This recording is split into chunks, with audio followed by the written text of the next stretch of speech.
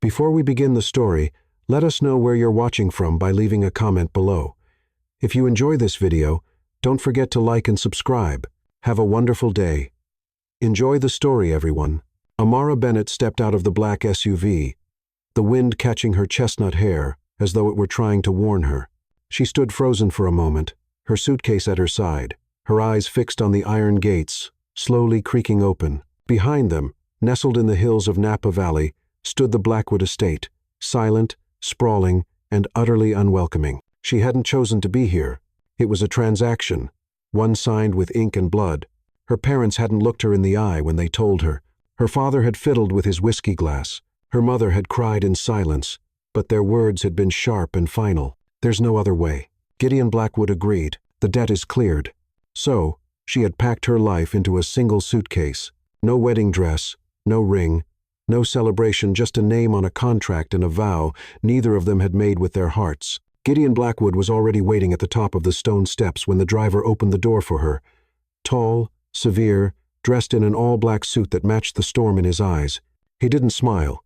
He didn't speak. He simply looked at her like she was a file he had to manage, a task on his desk. Amara met his gaze without flinching. She was terrified, yes, but she was not weak. He offered no hand to help her with her suitcase, no welcome, no small talk, just a single command, cold and absolute. Follow me. Inside, the house was a cathedral of shadows. Marble floors, high ceilings, grand portraits staring down from the walls like judges.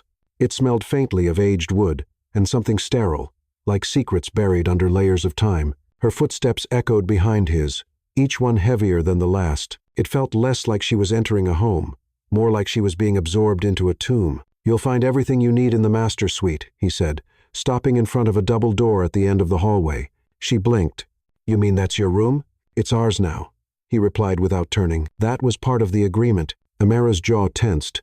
There were many things in that agreement. None of them asked if I wanted this. He finally looked at her, his expression unreadable. Wanting is a luxury neither of us can afford. And then he walked away.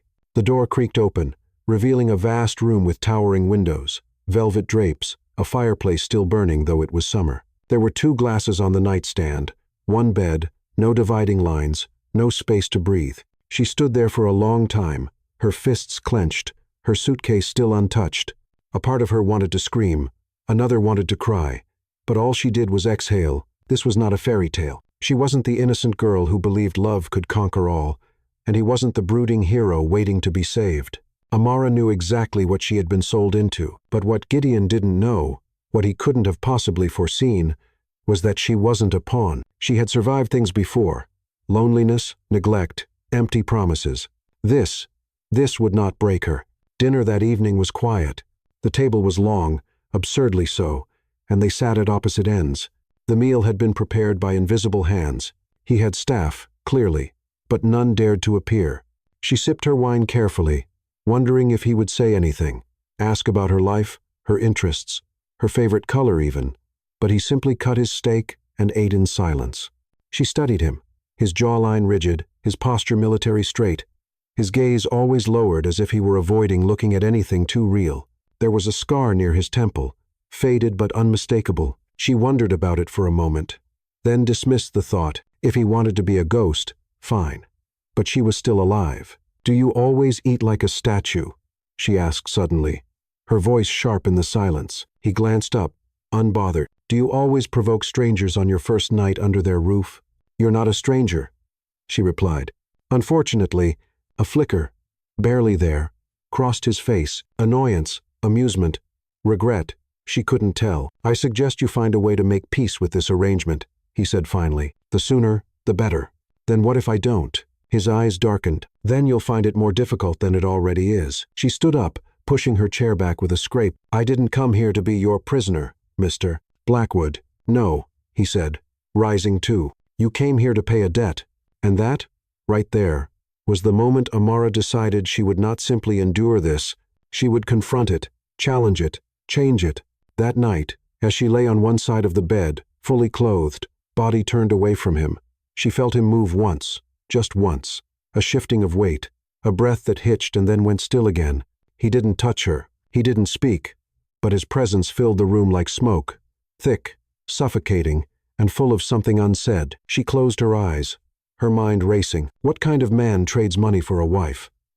What kind of pain does it take to orchestrate something so cruel? Amara didn't have answers, but she had time, and in time, she'd find the cracks in his armor not to hurt him, but to understand why he was hurting her. Because no man builds walls that thick without a reason, and no woman walks into fire without learning how to burn with it. The Blackwood mansion looked more like a fortress than a home. From the outside, its stone walls were cold and unyielding, stretching across the green Napa Valley hills like a silent beast. Inside, the air was still, almost reverent, as if time dared not disturb what had been built here. Amara stood alone in the vast hallway, the doors having shut behind her with a sound that felt more like a sentence than a welcome. The space swallowed her, ceilings that stretched into darkness, paintings of solemn ancestors lining the walls, chandeliers that glittered like frozen stars but gave off no warmth.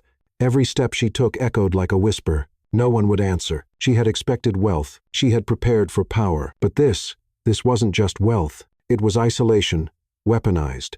At the far end of the hall, a woman appeared, late 42nd, dressed in black. Her face emotionless but not unkind. "Mrs. Blackwood," the woman said with a slight nod. Amara raised an eyebrow. "Miss Bennet, and you are?" "Lydia, head of household. You may call me whatever you like." "Mr. Blackwood prefers discretion in all matters." "Of course he did." Lydia gestured toward the grand staircase. "I'll show you to your room." They walked in silence, Amara trailing her fingers along the banister. Cool iron, carved with vines and thorns. The house didn't try to comfort, it challenged. Every corridor felt like it was testing her, asking, "How long before you break?" When Lydia opened the door to the master suite, Amara froze. It was beautiful, elegant, soft tones of ivory and gold, a balcony that overlooked the endless vineyards, sheer curtains dancing in the afternoon breeze. But in the center stood one single bed, large, made with precision, and next to it, a man's jacket, neatly folded Gideon's. She turned sharply. "I'll be staying here?" Lydia nodded. "This is the master suite." "As agreed, and there's no guest room." "Separate quarters?" The woman hesitated, then answered with professional distance. "Mr. Blackwood made it clear. You are his wife. You will share his space." Amara let out a bitter breath. "Tell him I'll share the space, not the bed." Lydia didn't flinch. "I'll deliver the message." When the door closed behind her, Amara stood in the center of the room, suddenly aware of how loud silence could be. The bed, the balcony, the closet filled with designer dresses, everything screamed luxury. But the air felt like chains. She opened the closet, brushing her fingers along the fabrics. Silk, lace, velvet, all beautiful, all chosen without her. That was the theme here. Everything provided, nothing asked.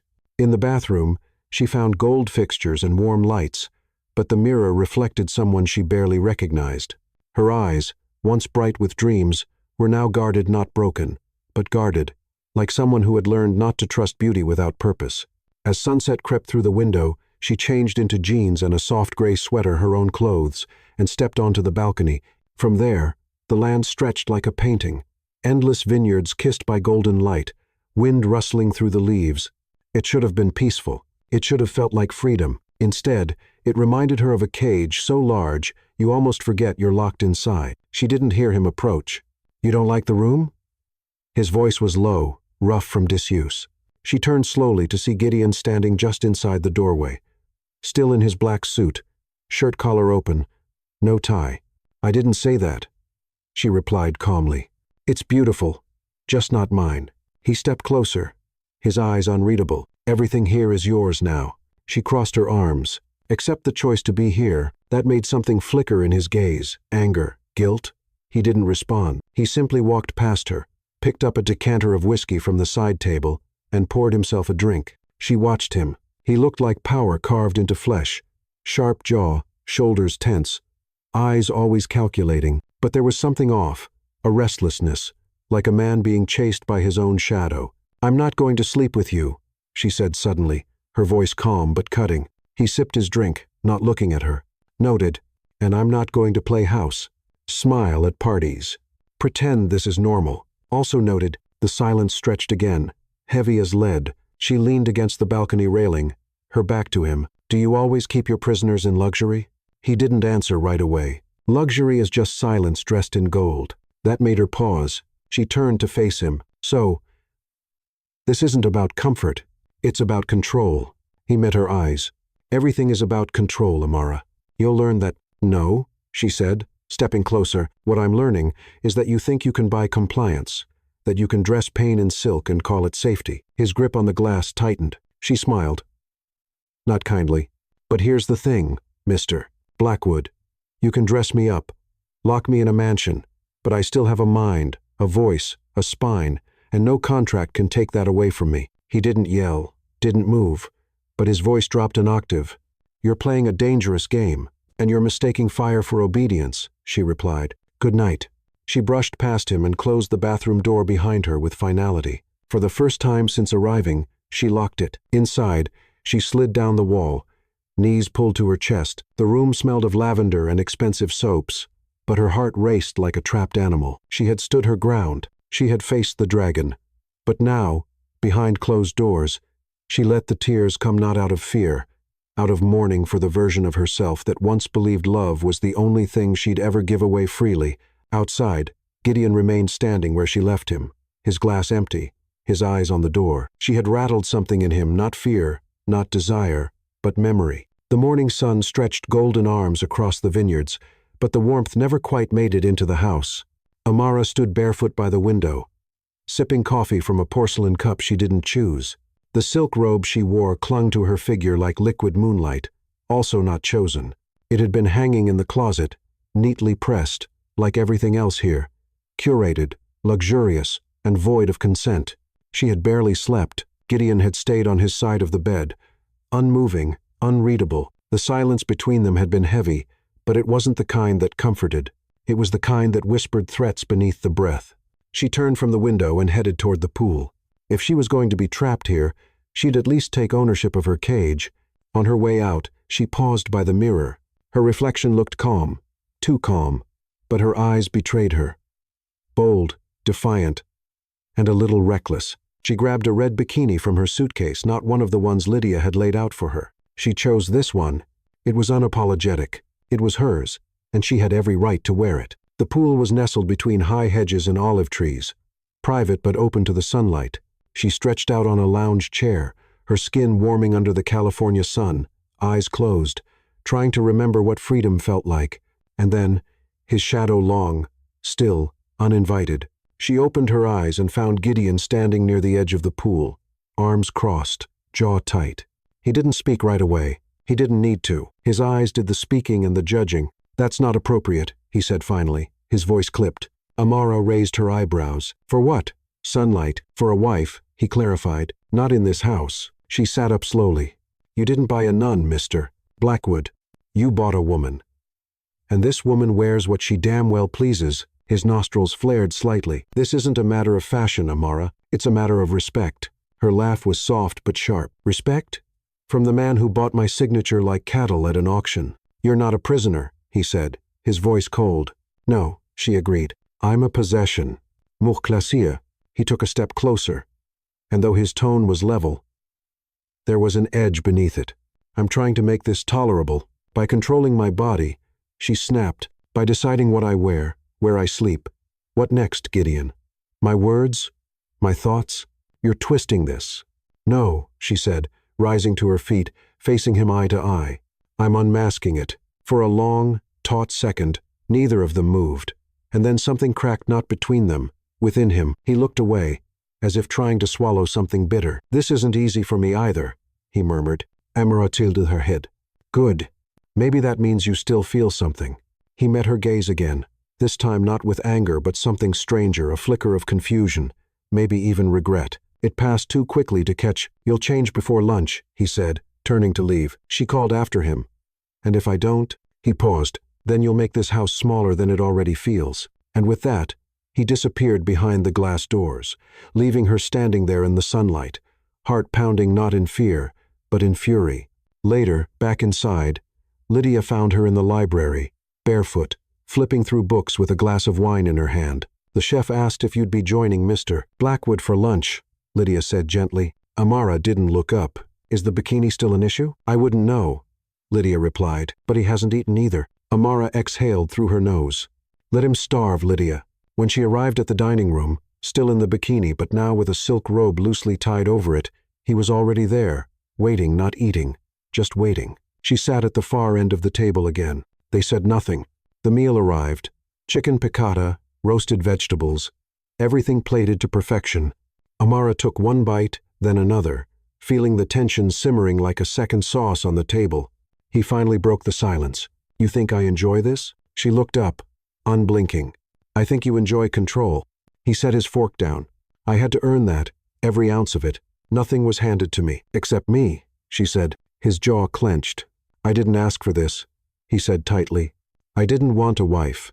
Then you should have said no when my father offered me like a gift basket. He stood up abruptly. The chair screeched. You have no idea what I've lost. Amara stood too. Then tell me. That stopped him. She hadn't meant to yell, but it had spilled out years of being silenced, ignored, redirected. He didn't respond.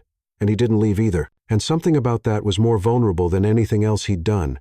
They stood there, across the table, not as enemies, not quite as strangers, but something tangled in between. And for the first time, she didn't want to win the argument. She just wanted the truth. But he walked away without offering it. Later that evening, alone in the library, she found a photo album tucked behind a row of leather-bound classics, dusty, unopened, out of place in such a curated home. She opened it. There was a picture of Gideon, the 17th of May B18, standing with a girl on a motorcycle. Her smile was sunlight. His arm was around her like she was everything. On the back of the photo, a name in fading ink. Nora. Amara traced the letters with her fingertip, the realization blooming in her chest like a bruise. So, there was a story.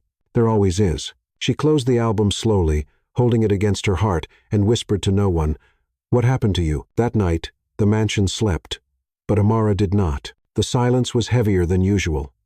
No footsteps in the halls, no wind brushing through the curtains, no murmurs from distant rooms. Just the ticking of a clock on the wall, reminding her that time moved forward even when hearts stood still. She couldn't get the image out of her head. The photograph, the boyish version of Gideon, the girl beside him. All brightness and wild energy. Nora. The name felt too soft for this place, too alive for a man like Gideon. She needed answers not to justify what he'd done, but to understand what had been done to him.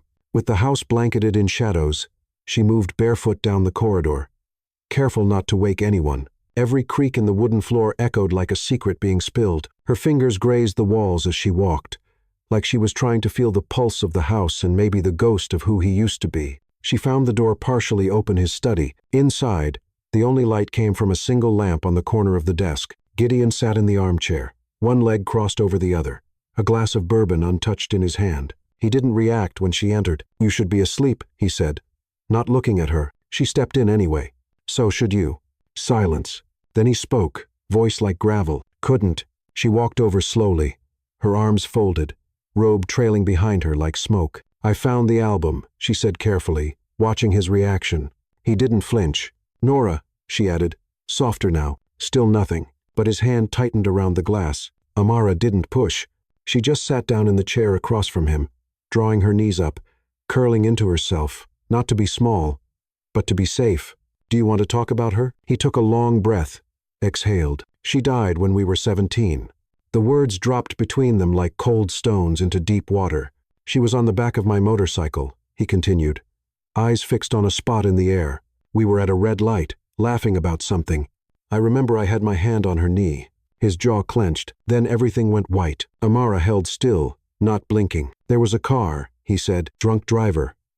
A couple coming from a party. They ran the light, hit us at full speed. Her breath caught. Gideon. He shook his head once, sharply. She died instantly. I woke up 2 days later. Broken ribs, collapsed lung, dislocated shoulder. A bitter laugh escaped him. But alive. She felt something heavy settle in her chest. He turned to her, eyes darker than she'd ever seen. Do you know who was behind the wheel? She swallowed. She didn't want to ask, but she had to. Who? Your parents. The room blurred for a second. My what? He nodded once. James and Margaret Bennett. Your mother was driving. Your father was too drunk to stop her. The silence now wasn't just heavy. It was suffocating. Amara stared at him, feeling every part of her reality tilt beneath her feet. "I didn't know," she whispered. "Of course not," he said coldly. "Your family buried it, paid their way through it, fled to another state, changed jobs, never went to prison. The justice system did what it always does for the rich and white." His voice dripped venom. They walked away. Amara couldn't breathe. She stood up abruptly, pacing now, trying to make sense of the storm inside her. "I was a child when that happened. I didn't even know her name." "I know," he said, eyes following her movements. "I never planned to meet you. Never planned this." She turned to him, voice shaking. "Then why? Why now? Why marry me? Why pull me into your grief like this?" He didn't answer right away, then softly, "Because you have her face." That stopped her. "What?" "You look nothing like your mother," he said. "But Nora, you have her eyes, her smile, her fire." Amara sank into the chair again, as if the weight of his words pressed her back down. So, this, all of this, was revenge? His silence was the only confirmation she needed. She stared at him for a long time, trying to find something, anything, that made sense. Then she whispered, "I didn't take her from you." "No," he said, his voice breaking for the first time, "but you're the only piece of them I could reach." There it was. The truth. Ugly. Honest. Human. "I was grieving," he said. But grief turned to rage, and rage needed a target. Her eyes stung, not with sorrow, but fury. "You tied me to your hate," she said, voice like ice. "You let me believe I was here because of a contract, but you were punishing me." He nodded. "Yes." She stood again, shaking her head in disbelief. "You're not a monster, Gideon." "But you did something monstrous." His voice cracked. "I know." They stood there, neither moving. Amara's mind was spinning, but somewhere beneath the chaos, a strange calm was settling. A terrible truth was still better than a beautiful lie. "I should hate you," she said. "You probably will." She turned to leave, paused at the door. "I'm not them," she whispered, and before he could answer, she was gone. Back in her room, she didn't cry. She didn't scream. She just stared out the window, letting the truth settle inside her like cold ash. He was broken long before she arrived, but now she had a choice: to run from his ruins, or learn why part of her wanted to stay and witness the rebuilding. The plan wasn't flawless, but neither was she, and for once, Amara didn't care about perfection. She just needed out. The weight of Gideon's confession still clung to her skin like smoke. Every corridor in that mansion now echoed with Nora's name. Every glance from him felt like a ghost's breath. She hadn't spoken to him since that night, and he hadn't tried not once. So, at tout, soutenez. Barefoot and shaking, she crept past the bedroom door. The estate was still. The lights dimmed to their midnight hue. Lydia had long since disappeared into the staff wing. Cameras followed her steps. She knew that, but she also knew the grounds were vast, and no amount of wealth could monitor every corner every second. She'd mapped it in her mind over the last week. The broken panel in the east garden, the path that ran behind the olive grove, the opening in the hedge that led to a dirt road. All she needed was 20 minutes. 20 minutes. And she could start being herself again. Her heart pounded against her ribs like fists against a locked door. With each step into the damp grass, with each breath of freedom-tinted air, the mansion shrank behind her, becoming what it truly was: a beautiful prison. Then, a voice low, angry, and too close. "Where do you think you're going?" Amara spun around, her lungs collapsing. Gideon. He wasn't yelling. He didn't need to. He was dressed in black again, but this time not tailored, no suit, no tie, just a t-shirt and sweatpants. Raw, real, and far more terrifying. "How long have you been watching me?" she demanded. "Long enough." His voice wasn't just cold. It was betrayed. "You said I wasn't a prisoner," she hissed. "I lied." There was no malice in his tone, no venom, just brutal, unvarnished truth. "You don't get to do that," she said, backing away. "You don't get to chain me to your grief and then trap me here." "I didn't chain you," he growled, stepping forward. "I tethered you to something that was already broken." "Well, congratulations," she snapped. "You've succeeded. I'm broken now too." That stopped him. Only for a second. He looked at her, truly looked at her, and what he saw in her eyes made him flinch, not fear, not hatred, but dignity, still burning. Amara clenched her fists. "You want to punish me? Fine, but don't pretend this is about justice. You needed someone to suffer with you. So you chose me." Gideon took a breath, and for the first time in weeks, his voice softened. "I chose you because I couldn't forget her, and then I couldn't stop seeing you." Her throat tightened, Do you know what it's like, he continued, to wake up every day next to someone who looks like the only person you ever loved, only to remember it isn't her? She didn't answer, because, yes, she knew what it was like to wake up in a life that didn't belong to her. I thought I could handle it, he admitted, stepping closer. But you weren't what I expected. She swallowed hard. Because I didn't break. No, he said quietly.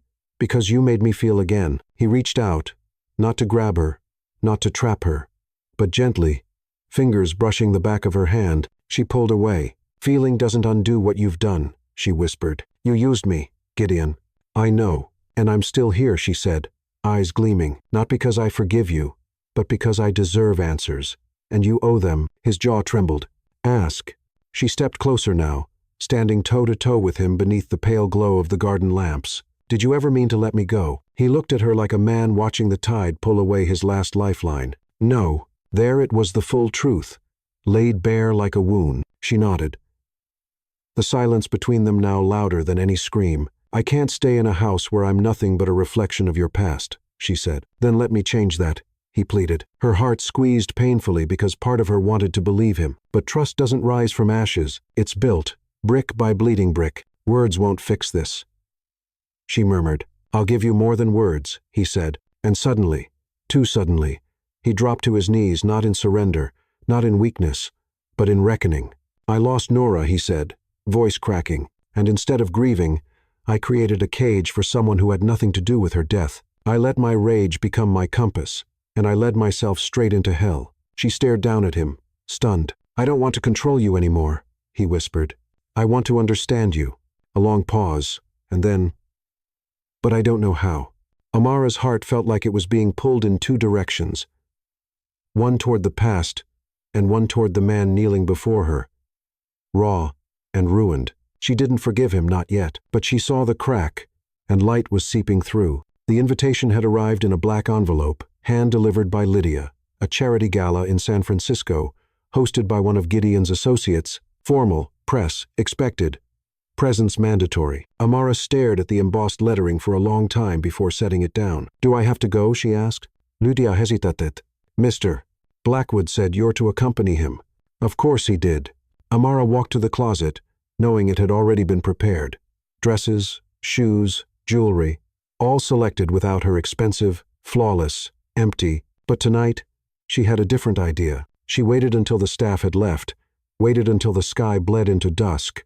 Then, she unzipped a hidden compartment in her suitcase. The one thing she'd brought from her old life that no one else had touched. A red dress, not just red scarlet. It clung to her like war paint. Low-cut, backless, with a slit high enough to provoke and defy. She had bought it a year ago and never dared wear it, not to a date, not to a party. But now was perfect. Because tonight wasn't about fitting in, it was about setting something on fire. When Gideon saw her descend the staircase, he stopped breathing. The room didn't go quiet, he did. She walked slowly, each step deliberate, every inch of exposed skin a challenge. He didn't speak until she stood before him. That dress, he said, voice tight, is not appropriate for this event. She tilted her head, a wicked smile playing on her lips. Then it's perfect. This isn't a game, Amara. She leaned in, just enough to make his jaw clench. No, this is a battle, and I don't lose battles. His eyes dropped to her hips, then back to her face. He looked unhinged, like a man on the edge of control. You're doing this to provoke me. I'm doing this, she said, brushing past him, because I can. The ride to the event was silent. His hand rested in a fist on his knee the entire time. Her presence beside him was a threat, wrapped in silk. The tension was no longer cold, it was molten, dangerous. At the gala, the flash of cameras exploded around them. Gideon put a hand on her back, light but possessive. She didn't flinch. Instead, she smiled wider, waved, and leaned into his side, as though she were perfectly content in this twisted fairy tale. He was stiff, distracted, burning, and that was exactly what she wanted. For once, he would feel the cage. Inside the ballroom, people greeted them with admiration and whispers. Men glanced twice at her. Women envied the way she glowed. Gideon's grip on her waist tightened with each passing hour, his jaw ticking every time she laughed at someone else's joke. He didn't say a word, but his silence was deafening. When the evening ended, and the car pulled back through the gates of the mansion, Amara stepped out first. She didn't wait for him. She climbed the stairs slowly, letting the train of her dress glide behind her like blood on marble. Inside the suite, she kicked off her heels, unzipped the side of the gown halfway, and stood before the mirror, back exposed. And that's when she felt it, the heat of him behind her. She met his reflection in the mirror. His eyes were wild, no longer guarded, no longer cold. Something had cracked open. "I told you not to wear that," he said, voice rough. "You don't get to tell me who to be," she replied, not turning. He stepped closer. "You knew what you were doing." "I did," she whispered, and then he snapped. In one movement, he grabbed the sides of the dress and ripped it down her body. The sound of silk tearing echoed like thunder in the still room. But Amara didn't scream. She didn't cower. She stood taller, naked now save for her pride. She turned slowly to face him, her voice a calm flame. "You can take the dress, Gideon, but not me." His breath caught. There was no fear in her eyes, only power. She had never looked more like Nora, and yet nothing like her, because Nora was his past. Amara was his reckoning. His hand hovered at her waist, trembling. "I don't want to hurt you," he said, eyes searching hers. "Then don't," she replied. Softer now. "Let go." He stepped back, not in defeat, in surrender. The silence that followed was heavier than desire. It was truth. Amara picked up the remains of the dress, walked past him, and disappeared into the bathroom without another word. She didn't lock the door, but she didn't open it either. Inside, she stood beneath the soft light, letting the water from the sink run over her wrists, trying to calm the electricity in her veins. What had just happened wasn't about sex. It was about power, control, boundaries, and for the first time since arriving, she knew she had set the terms. Back in the bedroom, Gideon sat at the edge of the bed, hands clasped, face in his palms. He hadn't expected her to fight back, but she had not with screams, not with weakness, but with presence. And it terrified him more than anything ever had. For 2 days, they didn't speak. The house returned to its silence, but this time, it wasn't the kind that smothered. It was the kind that waited. The air between Amara and Gideon was charged, like the pause before thunder, and still, neither of them made a move. Amara wandered the halls like a ghost in her own skin. She read books in the library she couldn't finish, drank tea that turned cold in her hands, slept facing the edge of the bed, her back to the man who had once tried to own her, then almost unraveled before her. But she hadn't forgotten the look on his face, not when she stood bare and unbroken, not when he let go. She hadn't expected that. She didn't know what to do with it. So, she stayed quiet until the garden. It was late afternoon. The sun was just beginning to slip behind the vineyards, casting golden fingers across the rose bushes. She needed air, space, something living. She walked barefoot onto the stone path, feeling the cool earth steady her heartbeat. The silence here felt softer, more forgiving. She was kneeling by a lavender bush, inhaling deeply, when it happened. Her ankle twisted on a loose stone. A sharp cry escaped her lips as she collapsed into the grass. The pain was immediate and hot, radiating up her calf. She gritted her teeth, trying not to scream again, but her hands trembled as she reached for her foot. Then, footsteps fast, urgent, and suddenly, Gideon was beside her. He didn't ask questions. He didn't hesitate. He knelt and lifted her ankle into his lap with gentle hands, inspecting the swelling. "It's twisted," he said, his voice low but shaken. "Hold still." She blinked at him. "How did you?" "I was watching from the window," he said, not looking up. "I saw you fall." His hands moved carefully, checking for fractures, adjusting the pressure with surprising care. His brow furrowed in concern as he ran his thumb lightly across the top of her foot. "You need ice, elevation. Come on." And before she could protest, he scooped her into his arms. She tensed, but didn't push him away. His chest was warm, his breath steady. He held her not like something fragile, but something real. They didn't speak as he carried her inside, through the hallway, up the stairs, back into the master suite. He laid her gently on the bed, then disappeared, returning minutes later with a cold compress and a pillow for elevation. He sat on the edge of the bed, pressing the ice against her ankle with one hand, his other resting near her knee, close enough to feel, far enough to respect. She watched him quietly, stunned. This wasn't the man who had torn her dress. This wasn't the man who had trapped her here. This was someone else, someone softer, someone wounded. "You didn't have to carry me," she murmured. He shrugged. "You would have argued, and I didn't want you to hurt more." She stared at him. "You're different when you're not pretending to be made of stone." His eyes flicked up to hers. "And you're different when you're not fighting to survive." They were quiet again, But it wasn't empty. It was full of questions unspoken, of forgiveness not yet given, of something like hope inching its way into the cracks. "I used to come here with her," he said suddenly, eyes drifting to the window. Amara followed his gaze. "Nora?" He nodded. She loved the garden, said it made her feel grounded, said it reminded her that beauty could grow even in silence. Amara's heart tightened. "I haven't been back out there in years," he continued. "Not until you." She didn't speak. She didn't need to. His voice was softer now, not rehearsed, not armored. "Sometimes I wish I'd died that day too." Her breath caught. "Gideon, but then I see you," he said, turning to her, "and I realize maybe I didn't survive just to suffer. Maybe I survived to remember."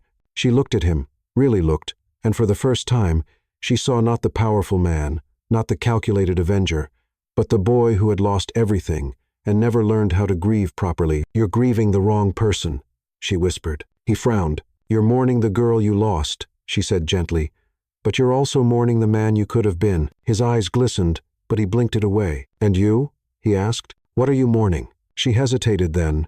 The version of me that believed love was always kind. Neither of them moved. Then he reached forward, slowly, slow enough to be refused, and brushed a strand of hair from her cheek. "I want to try again," he said. "Not with contracts, not with lies, with something real." "You can't rebuild on ruins," she replied. "No," he agreed, "but maybe we can plant something new." His hand lingered for a second longer before he stood and stepped back. "I'll bring you dinner here," he said. She nodded, and as he left the room, she realized something terrifying and beautiful. The mansion hadn't changed, but he had, and maybe, just maybe, so had she. The night was unusually still. Amara couldn't sleep. Her ankle was healing, the swelling nearly gone. But something else throbbed inside her, something deeper than pain, something like anticipation. The air had shifted between them. Gideon was no longer just a shadow in the hall. He was present, in the silence, in the way he checked on her without speaking, in the way he lingered outside the door just a little too long before walking away. And she wasn't just surviving anymore. She was sensing, watching, feeling. The walls between them hadn't collapsed, but something was leaking through the cracks. She got up to get a glass of water. The house was dark, only the moonlight spilling through the tall windows. As she stepped into the hallway, the sound stopped her cold. A crash, then a voice, a man's voice, not Gideon's. It came from downstairs. Her breath hitched. She pressed her back to the wall and listened. Another crash, a curse, and then Gideon's voice, sharp, angry, but not alone. Without thinking, Amara ran down the corridor. Following the sound, her bare feet made no noise on the polished floor. As she neared the study, she caught sight of the struggle. Two men, one masked, holding Gideon against the wall with a knife pressed to his throat, the other rifling through the desk drawers, clearly searching for something. Her pulse surged. She didn't think, only moved. She grabbed the heavy vase from the side table and, with every ounce of fear and fury she had left in her, slammed it into the head of the man with the knife. He stumbled. The blade clattered to the floor. Gideon turned in the same instant, elbowing the man back with a brutal blow.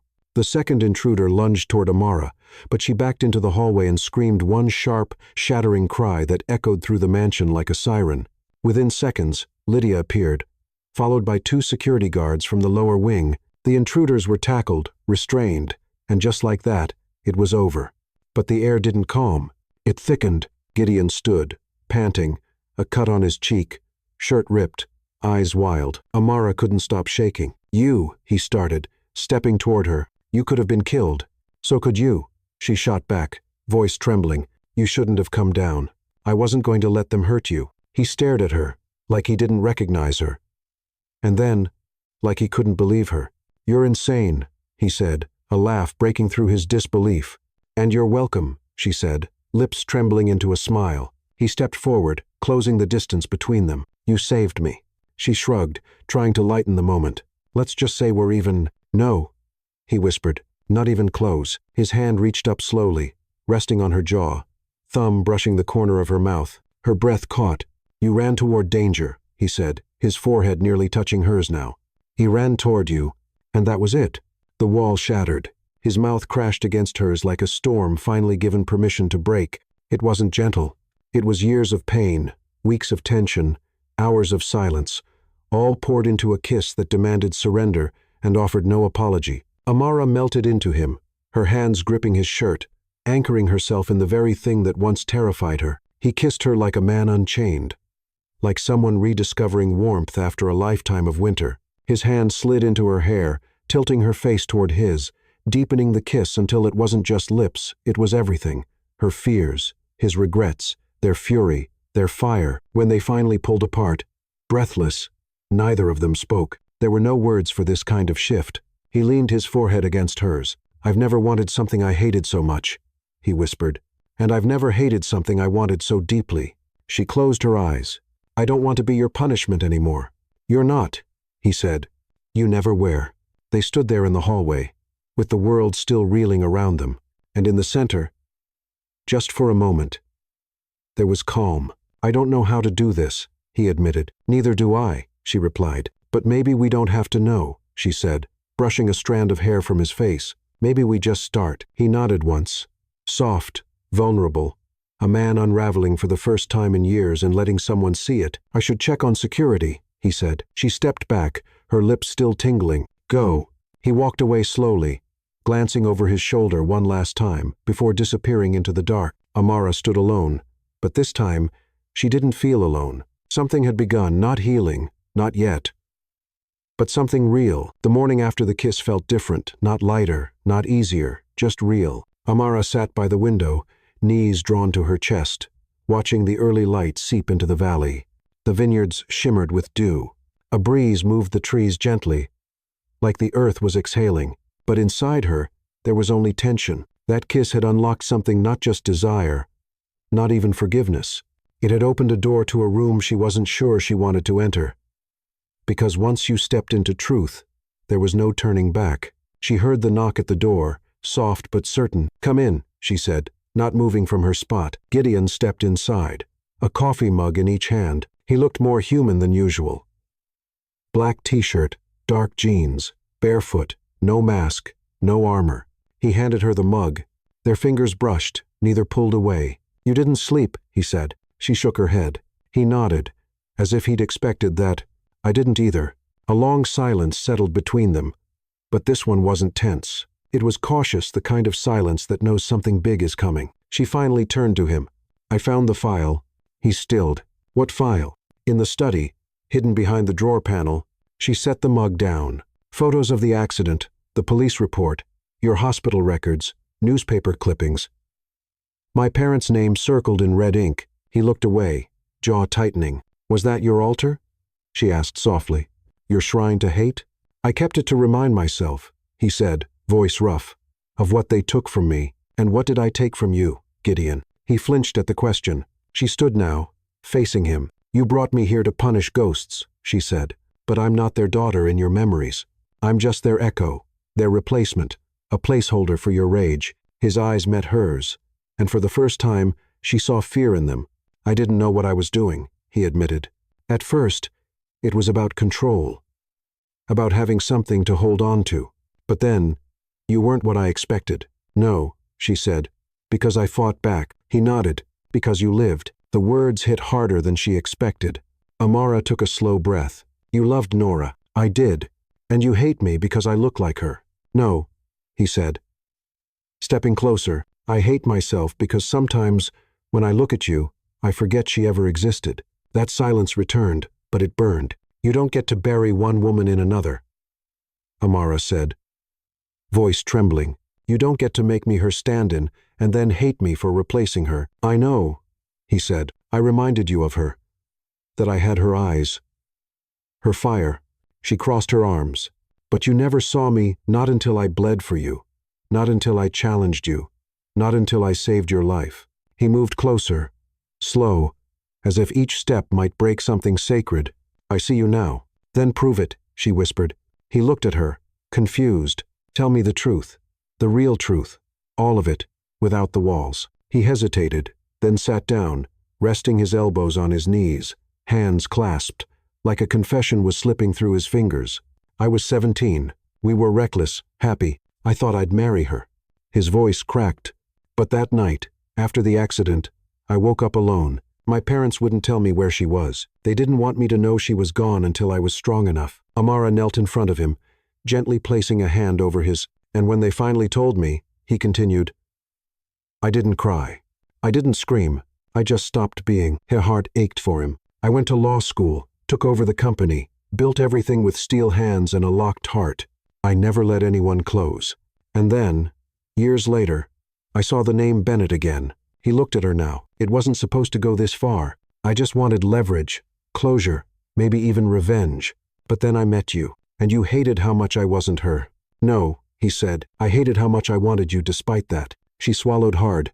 I kept telling myself it was power, that I had control. But the truth is, Amara, you unraveled me. They sat there, two people who had once been enemies, now tangled in the mess between justice and mercy. I want to move forward, he said, not because I deserve it, but because I can't live in that grave anymore. She stood slowly, walked to the dresser, and pulled out the photo album. She placed it in his hands. I won't burn her memory, she said, but I won't be her shadow either. His fingers gripped the leather cover tightly. I don't need you to be, he said. I just need you to be you. She turned back to him. And who is that Gideon in your story? He stood, closing the album. My beginning. The words stunned her. And then, softly, she said, Then stop treating me like your end. For the first time, he smiled, not bitter, not hollow, just real. She stepped closer, pressing her forehead to his. You want redemption, she whispered. Then start by loving what's in front of you, not what you lost.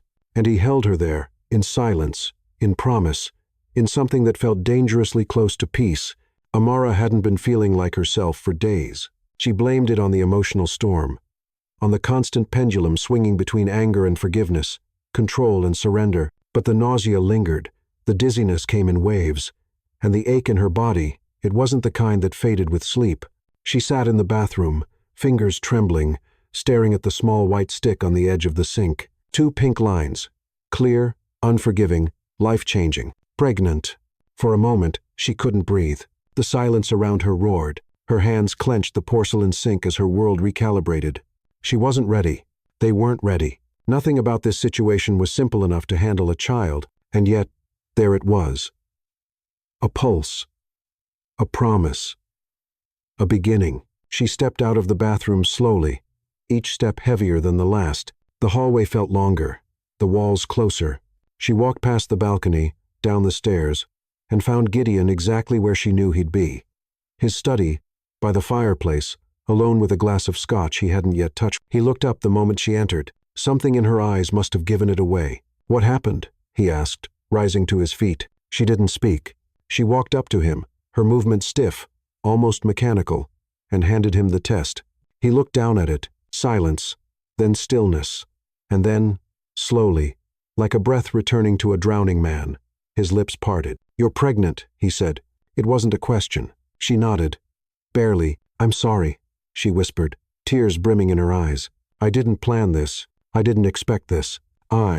She didn't finish. Because in the next second, Gideon dropped the glass to the floor. It shattered, forgotten. He stepped forward and pulled her into his arms, not possessively, not with dominance, but with a desperation so raw it stole her breath. His face buried in her neck, his chest heaving, and then he cried, not the silent kind, not the masculine, restrained kind, he broke, right there in her arms. And she held him. She didn't ask him to stop, because he wasn't crying out of fear. He was crying because, for the first time in years, life had returned to him. This changes everything, he whispered, voice wrecked. Amara, I didn't know I could feel this again. Her tears fell silently into his shirt. I don't want our child to grow up in a house built on pain, she said. He pulled back, cupping her face, eyes blazing. Then we tear it down and rebuild it, brick by brick. She searched his face for the man she'd once feared, but he was gone. This man wasn't made of revenge. He was made of hope, and he was terrified. She sat down on the leather couch, hands on her stomach, still processing. Gideon knelt before her, no arrogance, no power games, just a man who had been given a second chance. I'm going to be a father, he said, like he was trying to convince himself. You are, she whispered, and you're going to be the most powerful mother this child could ever have. She let out a soft, broken laugh. You don't have to say all the right things, she murmured. Just don't run. I'm done running, he said, from pain, from truth, from you. There was a long pause, quiet except for the crackling of the fire behind them. I need to tell you something, he said. She tensed. What? I spoke to your father 2 days ago. Her breath stopped. He called the estate, said he wanted to speak to me, man to man. I told him no, but then I listened. Amara stood suddenly, cold. What did he say? Gideon swallowed. That he never forgave himself, that he's been sober for 9 years, that your mother never drove again, and that he's terrified you'll never come home. She wrapped her arms around herself, as if shielding something fragile. He thinks I'm angry, she said. Aren't you? She nodded slowly. But I'm also tired of carrying it. He stepped closer. Then maybe this child isn't just a beginning for us. Maybe it's a bridge. Her eyes filled again. Do you really believe we can start over? He took her hand and placed it over his heart. I don't want to repeat the past, Amara.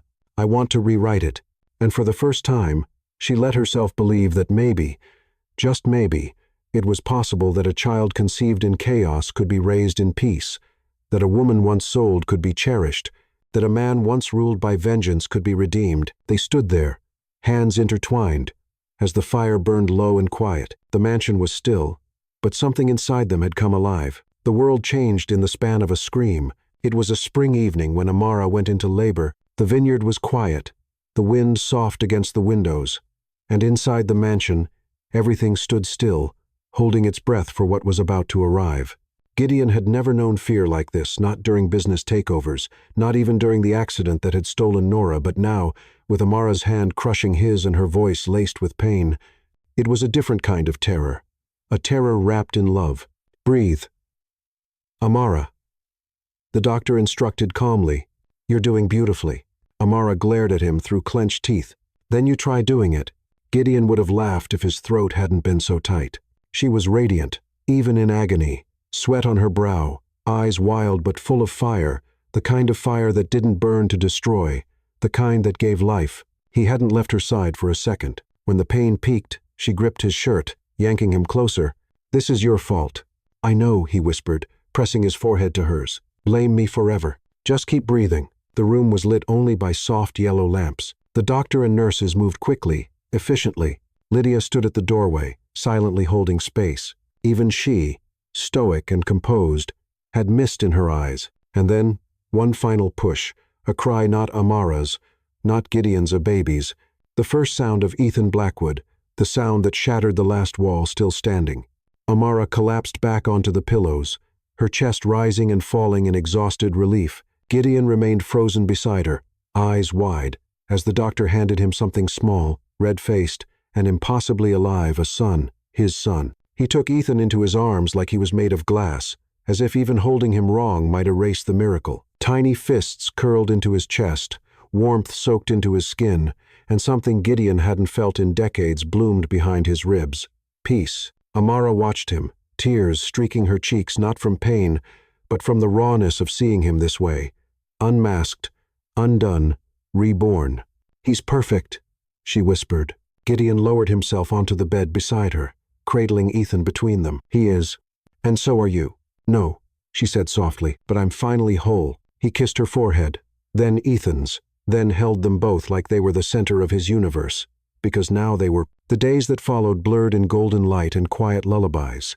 The mansion, once silent and cold, echoed with soft cries, laughter, the creak of rocking chairs, and late-night whispers. Every hallway carried signs of life now. Tiny socks left on the stairs, baby blankets draped over antique furniture, and Amara's soft humming floating from room to room. Lydia smiled more. The staff lingered longer. Even the flowers outside seemed to bloom faster. But the biggest transformation was Gideon. He changed diapers, read baby books, paced the nursery at 2:00 a.m., whispering promises and fears into Ethan's sleeping ears. I don't know how to be a father, he once said, holding the infant against his chest. You already are, Amara replied. You just haven't forgiven yourself yet. And slowly, he let go of the scotch. He deleted the file of Nora's accident. He planted a tree in the garden, beneath the lavender bush, where Amara had once twisted her ankle, a new life for a new chapter. One afternoon, Amara stood at the doorway to the nursery and watched him rock Ethan, his voice low and full of awe. I used to believe I was made of stone, he murmured, but then you came, and now I know I was only waiting for something soft to shape me. When he noticed her, he didn't flinch or hide. He smiled. Come here, he whispered. She walked over, pressing her head to his shoulder, one hand on his heart, the other on Ethan's back. In that moment, nothing else existed, not vengeance, not ghosts, not pain, just the three of them, wrapped in the warmth of what they had built through ashes, through fire, through forgiveness. One evening, as the sun set behind the hills and the vineyard glowed in gold, Amara and Gideon sat in the garden, with Ethan asleep in his bassinet beside them. They didn't speak for a long time. Then Gideon broke the silence. "I used to think love made you weak." She turned to him, amused. "And now?" He looked at her, truly looked at her. "Now I know it's the only thing that ever made me strong." She smiled. "Took you long enough." He reached for her hand. "You saved me." "No," she said gently. "We saved each other." And as the stars blinked into the sky and the wind rustled through the vines, they sat in the silence of everything they had survived together. The garden had become their sanctuary. It was where she had once fallen, and he had once knelt. Where silence had once felt like distance, now it felt like presence. Every leaf, every breeze, every patch of lavender remembered their story. Amara sat on a wooden bench beneath the old olive tree, watching Ethan sleep in his stroller. His tiny chest rose and fell in soft rhythm, fingers curled into miniature fists, lips twitching into a smile only babies know how to make. Behind her, footsteps crunched over gravel. She didn't need to turn. She knew it was him. Gideon sat beside her in silence, resting his arm along the back of the bench close, but not too close, respecting space, honoring her rhythm. They didn't speak for a long time. There was nothing urgent left to say, only things that still needed to be felt. Amara finally turned to him, her voice quiet. "Do you ever think about who we were in the beginning?" He nodded slowly. "All the time. I hated you," she said. "Not with bitterness, but as a memory." "I deserved it," he replied. She looked down at her hands. "And yet, we're here. We're not those people anymore," he said. "You were never just a girl who was sold, and I was never just a man driven by hate." "No," she agreed, "but we had to break to become who we are." He leaned forward, elbows on his knees, gaze on the sky turning amber. "I thought pain was the most honest thing in the world, that if I held on to it long enough, it would protect me." She smiled softly. "Pain only protects us from healing." He turned to her, eyes searching hers. "And you, Amara, you didn't just heal me. You exposed every part of me I tried to bury. You made it very hard to reach them." She teased gently. He laughed, a sound that still felt new, but real. "I was scared," he confessed. "So was I," she said. They both looked at Ethan then, as if he were the punctuation to every sentence they didn't know how to finish. "He'll grow up free," Gideon said. "Not in shadows, not in silence. Amara knows it, and he'll know the truth, the real one." Gideon shifted, placing a hand over hers. "I don't know what I did to deserve you," he whispered. "You didn't deserve me," she said, squeezing his fingers. "You chose me, and then you earned me." He exhaled, a long breath that sounded like surrender. "I used to think Nora was my end," he said. "But you, Amara, you're my home." Her eyes glistened not because she needed saving, not because she needed him to change, but because he had. Not for her, for himself. She reached into the stroller, lifted Ethan gently, and placed him in Gideon's arms. The baby stirred but didn't cry, just nestled into his father's chest like he belonged there. Because he did. They sat in the fading light, family formed from fire. The mansion no longer felt like a prison. The vineyard no longer looked like a grave. It was all transformed by presence, by truth, by love. "Where do we go from here?" Gideon asked, brushing his thumb over Ethan's back. Amara smiled. "Forward." He looked at her with something deeper than love. Peace. And in that quiet moment, beneath the tree where old pain had once bloomed, they leaned into one another and began again. Sometimes, the greatest revenge is choosing to love where hate was planted. Amara wasn't rescued. She rescued a man who had forgotten how to feel. And Gideon didn't just change her life, he gave her a reason to fight for something new. Together, they built a love born not from perfection, but from scars, forgiveness, and fierce truth. Because real love doesn't erase the past, it redeems it.